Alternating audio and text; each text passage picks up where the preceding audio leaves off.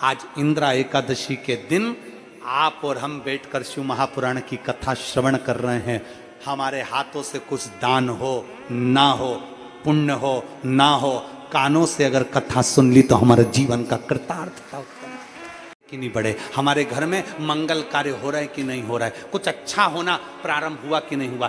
6 महीना अपने दरवाजे पर श्री शिवाय नमस्तुभ्यम लिख कर देखिए, क्योंकि स्वयं वेद व्यास जी महाराज ने शिव महापुराण के अंदर लिखा कि श्री शिवाय नमस्तुभ्यम बोलने वाले के मुख का मात्र दर्शन कर लो तो सारे पुण्य हमारे हो जाते हैं और हमारा कल्याण हो जाता है। और जब केवल श्री शिवाय नमस्तुभ्यम बोलो, जरा आप बोलिए, श्री शिवाय नमस्तुभ्यम, श्री शिवाय नमस्तुभ्यम। दरवाजे पर लिखा है, गेट पर लिखा है, गाड़ी पर लिखा है, बंगले पर लिखा है, फैक्ट्री पर लिखा है, दुकान पर लिखा है। एक स्टिकर चिपका कर देखिए, एक बार अपने द्वार पर अपनी चौखट पर लिख कर देखिए, घर का वाइब्रेशन क्या कहता है। 6 महीने अंदाजा लगाना, पर्चे पर लिखना, इतनी तारीख को चिपकाया था। मेरा आज 6 महीने के अंदर कितने शुभ कार्य हुए हैं, कितने मंगल कार्य हुए हैं, मेरे घर की आवक बढ़ी कि नहीं बढ़ी, मेरा वैभव बढ़ा कि नहीं बढ़ा, मेरा घर में शांति बढ़ी कि नहीं बढ़ी। उस श्री शिवाय नमस्तुभ्यम बोलने वाले का मुख कदर क्यों, किस लिए लिखना?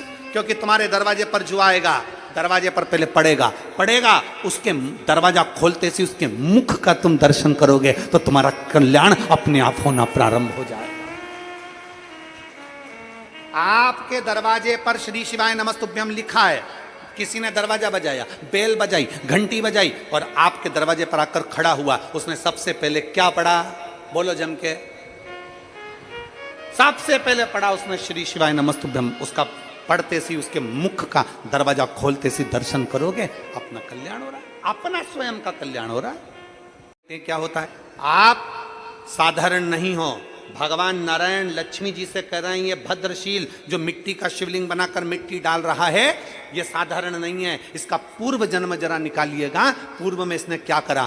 तो शिव पुराण की कथा कहती है, जो कथा के पंडाल में जाकर बैठता है, जो भगवान की कथा को चाहे किसी भी भाव से टीवी पर सुन रहा हो, मोबाइल पर सुन रहा हो, किसी भी भाव से अगर कथा सुन रहा होता है, वो साधारण नहीं होता, वो भगवान का पुराना कोई भक्त होता है जो भगवान की कथा में पहुंच जाता है।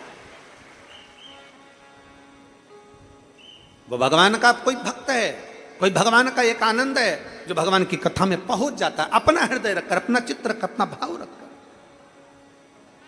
अपने भीतर एक भरोसे को प्रकट कर कर वो पहुंचता है। आप लोग आए हैं यहां पर, जितने माताएं बैठी हैं और जितने पुरुष बैठे हैं, कथा पूरी हो जाए ना तो आप एक दूसरे से बात करना, और बात करने में आपको मालूम पड़ेगा क्यों तुम कथा में क्यों आए, तुम कथा में कैसे पहुंचे, तुम मनवाड़ से यहाँ कथा में आ गए, तुम कथा सुन रहे हो, तुम अपना घर छोड़कर यहाँ कथा, उससे पूछना क्यों आया। उसके अंदर कथा सुनने के प्रति भाव उत्पन्न हो रहा था। बार बार मन में सोच रहा था, बस शनिवार को जाऊंगा, बस रविवार को जाऊंगा, सोमवार के दिन शिवरात्रि है उस दिन जाऊंगा, ऐसा करूंगा वैसा करूंगा, कथा सुनूंगा, एक रात्रि रुक कर आऊंगा, बाबा का भजन कर कर आऊंगा, रात्रि विश्राम करूंगा, पंडाल में रुकने का महत्व है, उसमें भक्ति करूंगा, भजन करूंगा। ये विचार उसके अंदर एक उमंग उत्पन्न हो रही थी कि हमारे नाद गांव में, हमारे क्षेत्र में कथा हो और हम ना पहुंचे, हमारे क्षेत्र में कथा हो और हम भक्ति ना करें तो हमारे जीवन को धिक्कार। वो अपने आप में उमंग उत्साह के साथ भाग पड़ रहा है।